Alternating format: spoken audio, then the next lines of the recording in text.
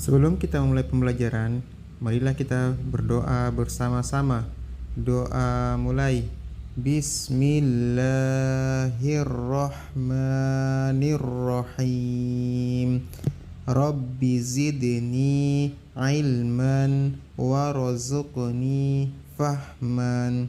Ya Allah, tambahkanlah ilmuku dan berilah aku pemahaman yang baik. Amin. Pada pertemuan kali ini, Pak Guru akan menjelaskan dua hal, yaitu yang pertama, mengenal kitab-kitab Allah, dan yang kedua, kitab-kitab Allah Subhanahu wa Ta'ala membawa ajaran terpuji. Kita masuk pembahasan yang pertama, yakni mengenal kitab-kitab Allah Subhanahu wa Ta'ala. Beriman kepada kitab Allah termasuk rukun iman yang ketiga. Nah, barang siapa yang tidak beriman kepada kitab Allah yang empat, maka dia bisa tergolong orang yang tersesat. Nah, pada kali ini Pak Guru akan menjelaskan kitab-kitab Allah dan siapa nabi dan rasul yang menerima kitab tersebut. Kita masuk pada kitab yang pertama, yaitu kitab Taurat. Kitab Taurat diturunkan kepada Nabi Musa alaihissalam kurang lebih pada abad ke-12 sebelum Masehi di daerah Israel dan Mesir. Kitab Taurat menggunakan bahasa Ibrani. Yang kedua, kitab Zabur. Kitab Zabur diturunkan kepada Nabi Daud alaihissalam ketika beliau menduduki tahta sebagai raja Bani Israel pada abad 10 sebelum Masehi di tanah Kanaan. Yang ketiga, kitab Injil. Kitab Injil diturunkan kepada Nabi Isa alaihissalam pada sekitar abad 1 Masehi di daerah Yerusalem. Dalam bahasa Yunani, Injil berarti selamat, pelajaran yang baru atau kabar gembira. Dan yang terakhir, kitab Al-Quran. Kitab Al-Quran mulai diturunkan kepada Nabi Muhammad SAW pada abad 6 Masehi di Mekkah.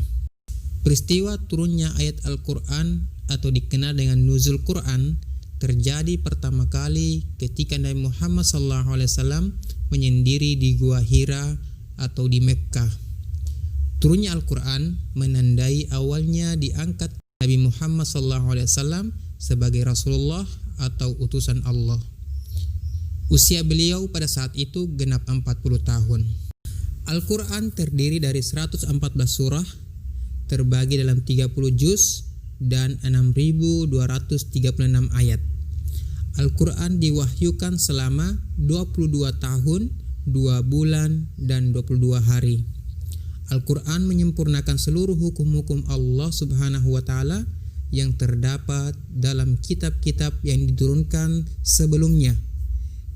Ia diturunkan untuk seluruh umat manusia sebagai rahmat bagi semesta alam atau disebut juga rahmatan lil alamin.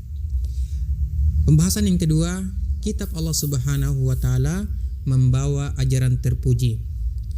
Kitab Allah Subhanahu wa Ta'ala adalah petunjuk dalam kehidupan, petunjuk kepada manusia untuk berperilaku, misalnya berperilaku kepada Allah Subhanahu wa Ta'ala, berperilaku kepada sesama manusia, berperilaku kepada hewan, tumbuh-tumbuhan, dan alam semesta.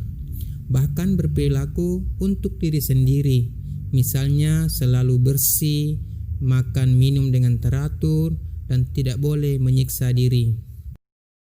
Selanjutnya kita masuk latihan soal. Pada soal kali ini, Pak Guru akan menampilkan beberapa gambar.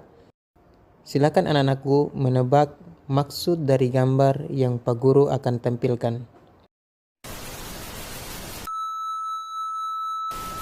Perhatikan gambar berikut. Pada gambar tersebut, seorang anak sedang titik. Pada gambar tersebut, seorang anak sedang titik. Pada gambar tersebut, seorang anak sedang titik. Pada gambar tersebut, seorang anak sedang titik.